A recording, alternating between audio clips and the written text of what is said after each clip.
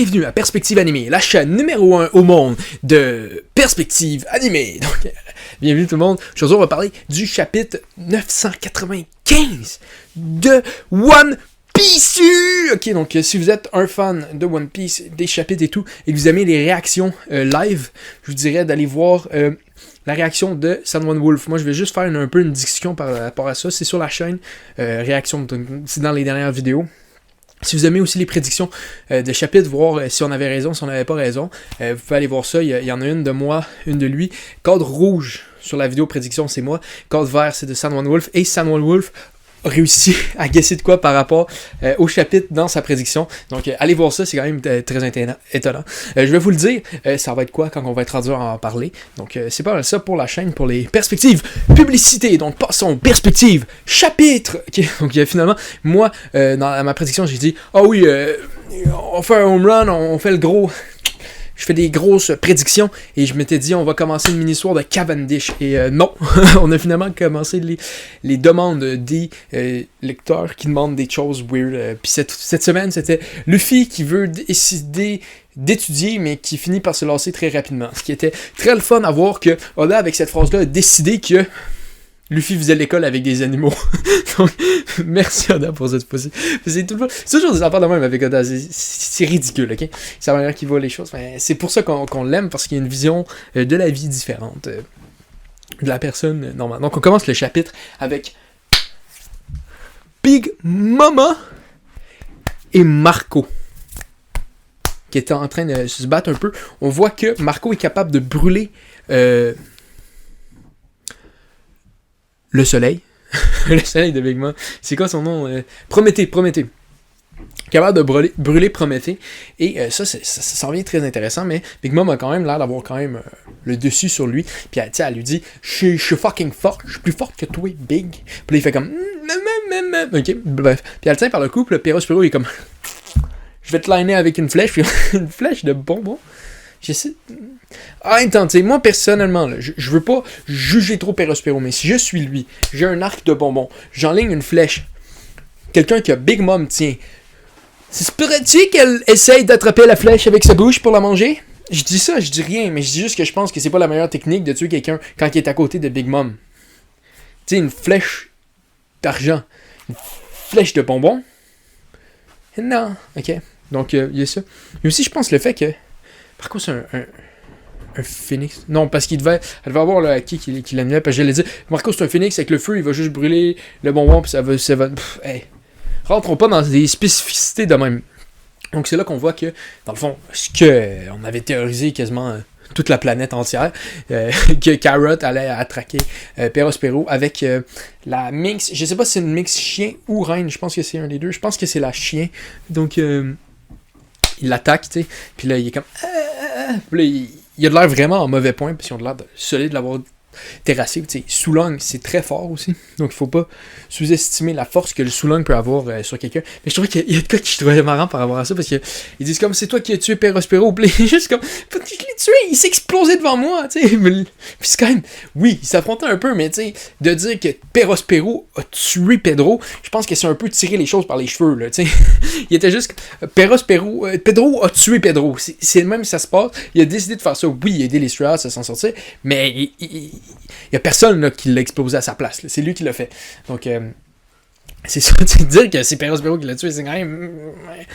moi, je suis pas sûr que j'ai ça. Donc, on voit ça, puis à la fin de ça, on voit que Big Mom s'en va de Marco et que les deux Minx disent qu'ils vont s'occuper de Perospero. Donc, c'est là qu'on voit Marco qui suit Big Mom et on entend comme je vais devenir un monstre ou quoi même, puis il dit qu'est-ce qui se passe. Donc là, je pense qu'on s'aligne avec Marco et Big Mom qui se dirigent vers la salle de concert, donc où que tout le monde sont en train de se transformer en monstre et que c'est un vrai gros party.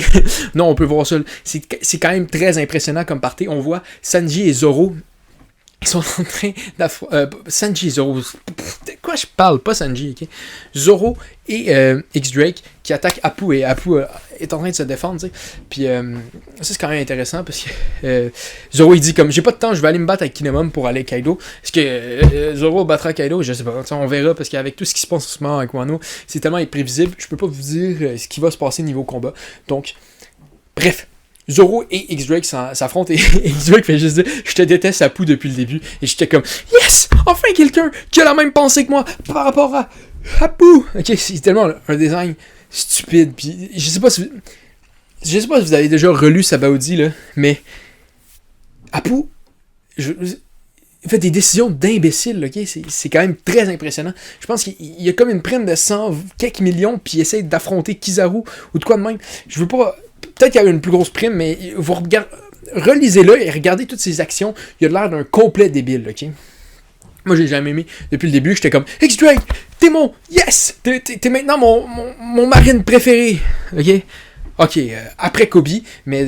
bref, c'est ça. Il s'attaque et on voit que Queen est là, en haut de tout ça. Il y a la feuille Wanted de Zoro puis Sanji, puis il est comme faut battre le 2 et le 3. Et puis bien sûr que dans sa tête, le 3 ça doit être Zoro. Parce que Sanji a une plus grosse prime, donc d'après moi, c'est probablement ça qu'il pense. Donc il veut essayer de tuer le deuxième le plus vite possible. Le 2 et le 3, c'est très rapidement. Donc Sanji, Zoro.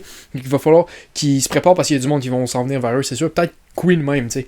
Mais bref. Puis là, on voit Queen qui dit c'est quand même un gros équipage parce qu'il y a le fils de Judge, Vince Judge, le père à Sanji. Donc ça, c'est très intéressant à voir par rapport à ça. Qu'est-ce qui va se passer? Parce que est-ce que Queen connaît Judge? Ça expliquerait peut-être tous les trucs qu'il y a. Aussi, je pense que... On sait que... Ok. Wow! Ok, là, je viens d'avoir une théorie qui me passe par la tête. On y va, on tente, en live, puis on verra ce que ça donne. Ok? On sait que Kaido a réussi à acheter du gouvernement mondial les géants, okay? les numbers. Puis, avec les numbers, on sait qu'ils ont acheté du gouvernement mondial. Est-ce que Queen aurait pu être la personne qui les a achetés? Il venait comme de rencontrer Kaido. Il a décidé de rentrer dans son équipage, mais il travaillait pour le gouvernement mondial. Il a dit « Hey, je peux-tu acheter les numbers? » Il a acheté les numbers. Ils ont fait comme... On va se débarrasser de ces imbéciles-là. Lui, vu qu'il a quand même avoir des skills scientifiques, ça pourrait être possible qu'il travaillait pour Vegapunk avec Judge. C'est comme ça qu'il a peut-être développé sa manière de... ces virus, ou qu'il utilise pour les transformer, les numbers, en ce qu'ils sont. Parce que j'ai une théorie là-dessus. C'est encore la perspective publicité. Je suis désolé, mais je ne veux pas trop me répéter. J'ai une théorie, je disais que Queen, dans le fond, a utilisé son virus, mais une autre variante pour, dans le fond, que les numbers soient comme ils sont, parce qu'on s'entend dire qu'ils sont très similaires aux monstres créés en ce moment avec le virus. Donc bref, je pense que Vince Smoke, Judge et Queen travaillaient ensemble sous Vegapunk. Si je me rappelle bien, Judge travaillait avec Vegapunk. S'il ne travaillait pas avec Vegapunk, je sais qu'il travaillait pour le gouvernement mondial. Donc bref, ils travaillaient ensemble. Donc ça, c'est ma théorie par rapport à ça. Bref. Et après, on voit que Chopper est là et Brook est comme je suis pas en train de mourir, tout ça. Puis il fait comme ouais, c'est parce que t'as pas de peau, tout ça, t'es un squelette, le virus il te fait rien. Puis comme je suis invincible. Puis dans mon cœur à moi, t'es invincible, Brook, ok?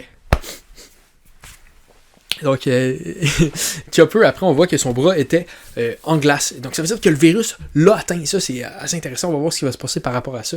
Ça va être une course contre la montre avec le timer que Queen a donné et avec Chopper, parce qu'il faut que tu trouves l'antidote, que tu trouves une manière de sauver Chopper pour que Chopper en crée plus, ou sinon t'es pogné, ou que Chopper réussisse à le faire avant qu'il parte avec son monstre, qu'il réussisse à faire une autre dose. Donc ça va vraiment être intéressant parce que ça va être une course contre la montre. Et dans le fond, Samuel Wolf, c'est ça qu'il avait prédit dans sa prédiction du chapitre. Donc vous pourrez aller voir ça, voir à quel point il l'a bien réussi. Je trouve que c'est très impressionnant d'avoir guessé ça. Et c'est aussi une bonne idée de la part de Oda de créer cette espèce de suspense-là par rapport à ça. Donc c'est là qu'après, on se ramasse avec Usopp et Nami, qui étaient bien sûr comme Page One et Ulti. Et on voit que ça se passe pas bien. Nami est complètement blessé. Usopp arrive face à Ulti. Ulti a fait comme Ultimate! Pouf! Elle défonce. On voit un radiogramme, ok? Des rayons X, ok? On voit le crâne à Usopp qui se brise, son nez qui se brise, ok? Donc ça, je pense que c'est pas la première fois qu'il se fait briser son crâne. Si Usopp, c'est pas un combat si Usopp ne finit pas proche de la mort. C'est aussi que Nami a l'air complètement pété aussi. Et puis c'est là que elle se fait prendre par Ulti, puis elle dit « Hey, ton capitaine, c'est un con! Il sera pas le roi des pirates, dis qu'il sera pas le roi des pirates, allez, dis-le! » Puis là, elle est comme « Luffy sera le roi des pirates! » Puis là, tout le monde est comme « Allez! » Puis là, elle est comme « Puis là, Ulti, elle veut, dans le fond, tuer une amie, parce qu'elle est comme « C'est insultant envers Kaido-chan! » Puis là, c'est à ce moment-là que Tama arrive avec un gros chien, et que ça mange Ulti. Donc, je pense pas qu'ils soient débarrassés de Ulti. Je pense que ça va juste être un petit temporaire en attendant. Parce que je trouve que ce serait vraiment plate que Oda arrive avec Tama, puis là, Tama, elle donne de quoi manger à Ulti, puis là, Ulti devient leur allié. Ça me tente pas vraiment de quoi de même. Donc, pas mal ça. Moi, personnellement, ce que j'aimerais par rapport à ça, parce que c'est une situation qu'on le voit encore, Usopp, pour gagner, faut qu'il soit défoncé de partout. Et là, on commence à le voir parce que c'est le plus grand guerrier de l'univers. C'est le plus courageux de tous les Straws. Et je veux un autre moment God Usopp où il se relève, il a le crâne fracassé, il dit « Nami, tu m'as inspiré. » Puis que là, il réussit à vaincre Ulti ou Page One, peut-être pas les deux en même temps, ou que Nami se relève aussi, elle dit « Let's go Usopp, toi aussi tu m'as inspiré. » Puis que là, il défonce les deux en même temps. Je trouve que ce serait très intéressant, ça serait vraiment le fun à lire parce que Usopp a cette qualité-là et ça arrive pas mal tout le temps qu'il se fait vraiment tabasser et ensuite il se relève pour attaquer. Donc il y a ça par rapport à ça. Et puis je pense que le monde avait raison dans les derniers chapitres, et ça fait une couple de mois je pense, quand il y avait une petite ombre qui bougeait, tout le monde était comme c'est Tama. Puis là il y avait du monde qui avait des théories complètement out there, genre non c'est Riley qui est déguisé en crocodile. Puis, non, ok, c'est Thomas, c'est ce qui faisait le plus de sens, et elle est là finalement. Donc ça va être ça qu'on va voir. On va voir dans le chapitre 996. Je sais pas s'il y en a un la semaine prochaine, oui ou non. On verra. De toute façon, vous êtes capable de trouver ça tout seul. Donc au revoir tout le monde. Si vous avez aimé ça, abonnez-vous. Si vous n'avez pas aimé ça, abonnez-vous. Si vous avez aimé ça, likez. Si vous n'avez pas aimé ça, likez. Si vous avez full aimé ça, commentez. Si vous avez des idées par rapport à des théories, peu importe, commentez-le. Si vous aimez les réactions, n'oubliez pas d'aller voir la vidéo de San One Wolf. Donc c'était